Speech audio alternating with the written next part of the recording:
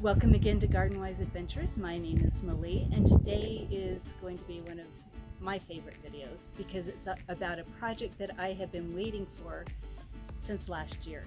I have been planning this and thinking about it and trying to figure out how I was going to do it, and I figured it out, and I'm going to take you along this adventure. So sit back and enjoy yourself, and let me show you what we're going to do.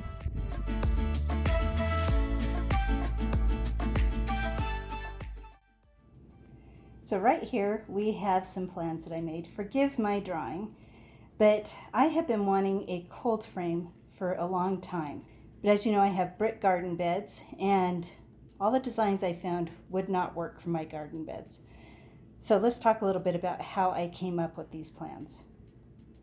Now I'm going to put a link to a couple of different videos that I've been watching where I got the idea for my plan. First one is James Prigioni on the gardening channel. He has a YouTube channel, and he built a hinged cold frame that was double. I love the idea of double to see if I could extend my growing season a little bit longer. I also created a video, and I'll show you a link up at the top, with Neila Willis. She had created a cold frame that worked beautifully, that I loved that idea. So I took those two ideas, married them together, and I'll show you what I came up with.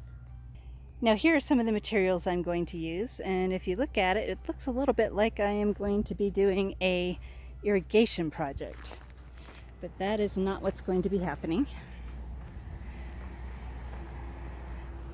Up here we have the result of a few hours of planning and cutting and working, and let me show you what we're going to be building. Okay, so here we are. Now I had several different criteria that I needed to fill for this hoop house. Number one, I needed to be able to disassemble it and store it in a small area. Number two, I wanted a double hoop house for the winter. So I needed to be able to take the center portion out when I didn't need it. So that needed to be adjustable. I needed it to not blow away in the wind and be large enough to cover the crops that I wanted to plant. So let's get this built, and I will tell you a little bit about it as we go. One thing I did want to talk about is this hoop house needed to be stable, and it needed to not blow away. So I have these they're three-way connectors, PVC connectors, and I drilled a hole using my largest drill bit. It took a while because the drill bit was not big enough, so I had to move it around and drill for quite a while to get a hole that size. And that was so we could put rebar through these corner pieces. So that's what's going to keep the greenhouse steady and from blowing away. One other thing that I wanted to show you is this is how we're going to do the double hoop house. I'm going to build that in the fall, finish building it in the fall, but we took four-way connectors, cut a small piece of PVC pipe. So that is how we're going to have a double hoop house later. And I'll show you how that goes as we finish building.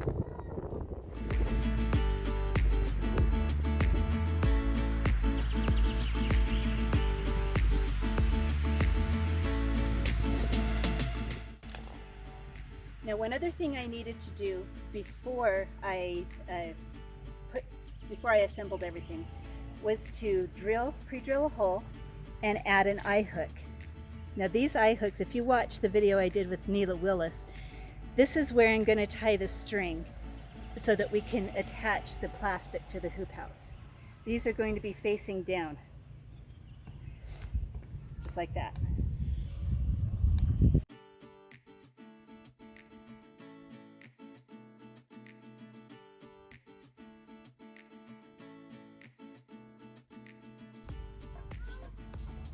So as you can see, there's going to be a ring in between every hoop.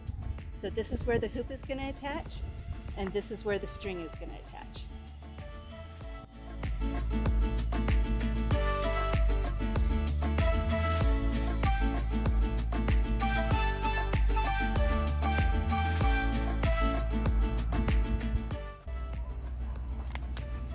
Okay, now that we've got the form put together, to hold it all together, we're going to pound in the rebar.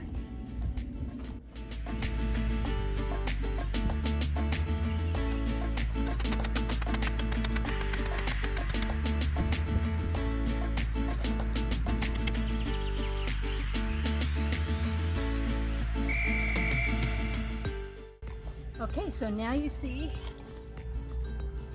what the form looks like. Next year, maybe I'll make these connectors a little bit shorter. But next year I will cut the PVC so we can create the second hoop for this hoop house. So now we're going to add the hoops. I use 3/4 inch pipe for everything except for the hoops. The hoops are 1/2 inch so that they can fit right inside the 3/4 inch fittings.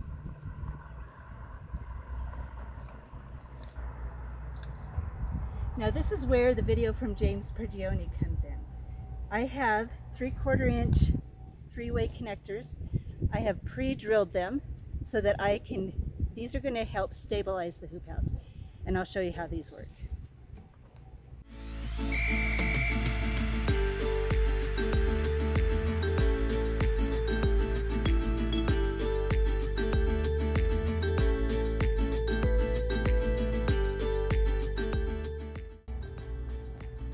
And that's what that's going to look like. Now this is a little longer, a little taller than I've seen some hoop houses, but I wanted to be able to have it tall so I could work in it.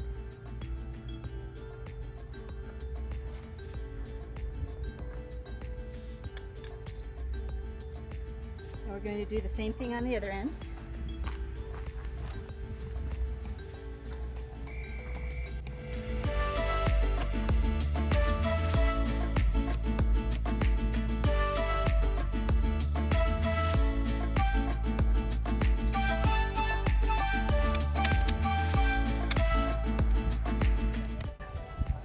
So there we have the two ends. Now let's put in the two middle hoops.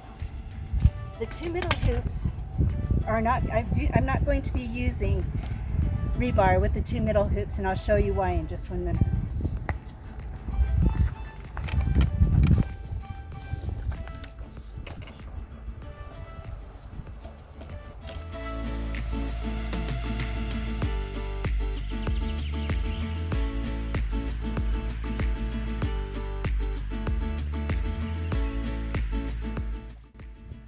So as you can see, because I did not use rebar on the outside edges, the PVC pipe has conformed to the bed, giving me more room.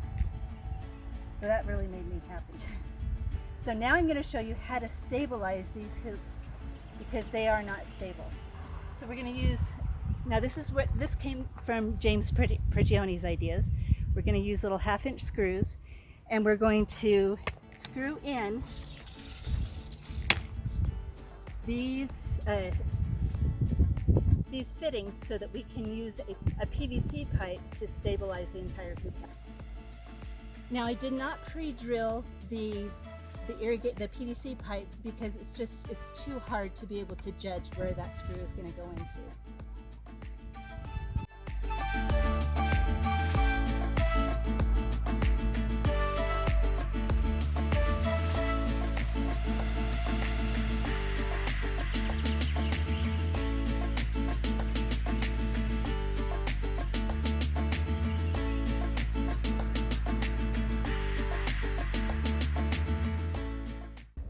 So now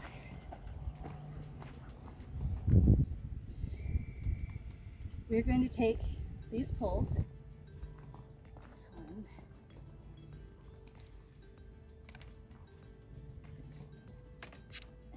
can you push that one in?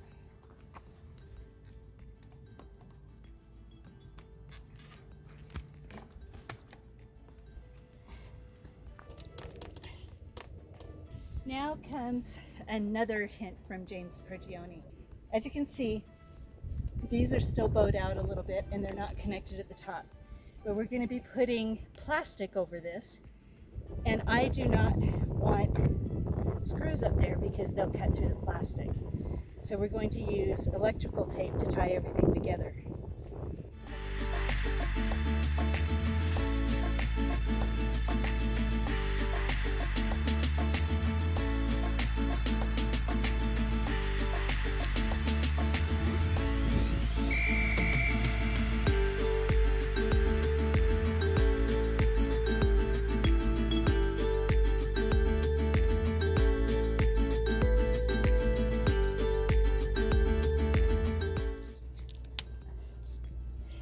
you can see, this is very sturdy. You can have a huge wind, well, other than that, but it's not going to come apart. Okay, with a bit of finagling, my son helped me, and I think we figured out something that will work. So here is the finished greenhouse, or I guess it's a cold frame, hoop house, greenhouse. I don't know exactly what you want to call it. Now, I got this idea from Neila Willis, and we'll show you in just a minute what that does. We decided to take the rib off the side here, and we'll show you why in just a little bit. This is tight here. I may have to put a brick or a rock down to hold it down. And then we've used PVC clamps down at the bottom to keep it tight. The string goes through the loops at the bottom, the eye hooks at the bottom. And let's get the tripod, and my son and I will show you how we can open this up. Okay, so now the cold frame can be opened on both sides, but I think I want to access it on this side most often. So let's show you how. First, we pull off the PVC clamps.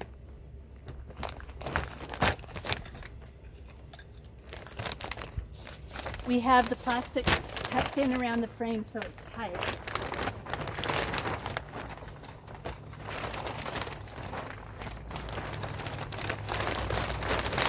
And then, just like Neila Willis's cold frame, slide the plastic up, the string holds it, and there we've got an accessible cold frame.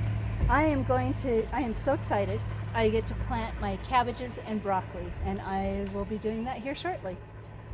So anyway, thank you to my son for helping me figure this out. I am really excited. The other thing I'm excited about is people have talked about how difficult it is to grow cabbage and broccoli because of the bugs, the aphids and the cabbage worms. So instead of plastic, I also have a agribon, which is a garden fabric that I can put over this whole structure, or just lay it over the top of the vegetables to keep the bugs out. And we'll see how that works, and we'll update you later on that. So go out, get some gardening done, build yourself a cold frame if you want to, and have a wonderful garden adventure.